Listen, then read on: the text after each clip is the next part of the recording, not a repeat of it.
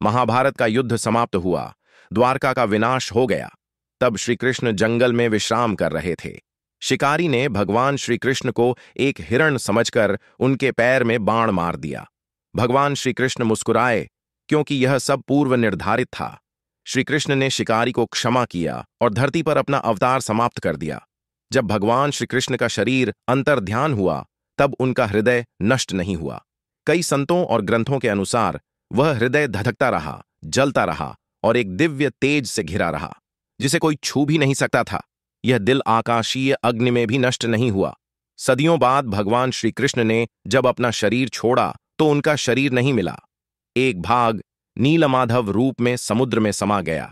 मलवा के राजा इंद्रद्युम्न को स्वप्न में आदेश मिला कि भगवान श्री कृष्ण का हृदय धरती पर मौजूद है, तुम्हें उसे खोजकर लकड़ी की मूर्ति में स्थापित करना है। राजा ने वर्षों तक खोज की, आखिरकार समुद्र किनारे उन्हें एक दिव्य लकड़ी का टुकड़ा मिला।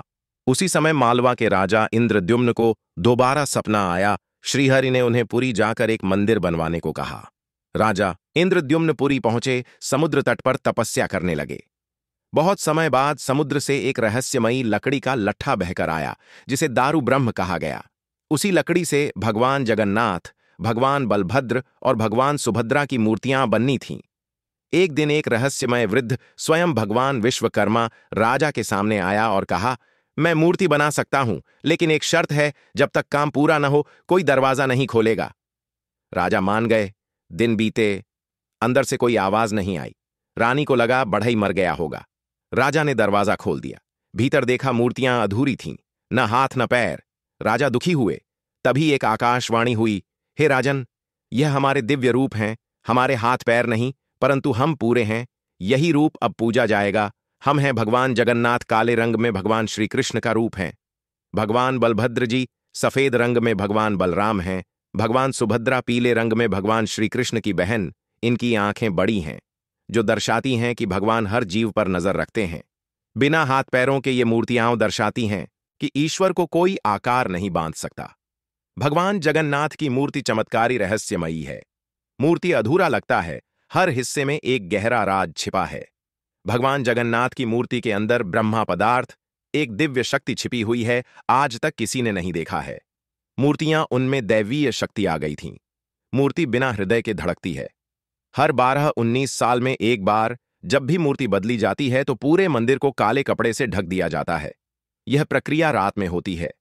उस दौरान वहां कोई भी मौजूद नहीं रह सकता। रथ यात्रा के दौरान भारी रथ को खींचने के लिए खींचने वाले स्वयं भगवान जगन्नाथ हैं। हर साल आषाढ़ महीने की शुक्ल द्वितीया को पुरी में निकलती है भगवान जगन्नाथ रथ यात्रा। 3 अलग अलग रथ बनाए जाते हैं, भगवान नंदी घोष जगन्नाथ का, भगवान ताल ध्वज बलभद्र का, भगवान दर्पदलन सुभद्रा का। इस दिन लाखों भक्त रथ खींचते हैं। कहा जाता है, अगर कोई रथ को खींचता है तो उसके सारे पाप मिट जाते हैं। कई बार रथ बिना किसी खिंचाव के अपने आप चल पड़ता है। कई बार जब रथ रुकता है तो कोई तकनीक उसे नहीं हिला सकती, जब तक भगवान की इच्छा न हो। ध्वज हवा के विपरीत दिशा में लहराता है। मंदिर की छाया दिन में किसी भी समय धरती पर नहीं गिरती। मंदिर के ऊपर से पक्षी नहीं उड़ते। सिंहद्वार पार करते ही समुद्र की आवाज सुनाई देना बंद हो जाती है। भोग हमेशा एक ही मात्रा में बनता है, चाहे भक्त कितने भी हों, और कभी कम नहीं पड़ता। हर 12 से 19 वर्षों में एक विशेष अनुष्ठान होता है, नवकलेवर। इसमें पुरानी मूर्तियां विसर्जित कर दी जाती हैं और नई मूर्तियां उसी विशेष नियम की लकड़ी दारू से बनती हैं, जिसे ढूंढना एक बहुत कठिन प्रक्रिया होती है। पुरी का जगन्नाथ मंदिर न केवल भारत का बल्कि दुनिया का एकमात्र ऐसा मंदिर है जहां ईश्वर अधूरे रूप में पूजे जाते हैं, और वो भी अनंत आस्था और श्रद्धा से। भगवान श्री कृष्ण का दिल आज भी धड़क रहा है और वो सुरक्षित है जगन्नाथपुरी के मंदिर में। भगवान श्री कृष्ण का हृदय आज भी इस धरती पर मौजूद है, और वह भी सैकड़ों सालों से एक लकड़ी की मूर्ति के अंदर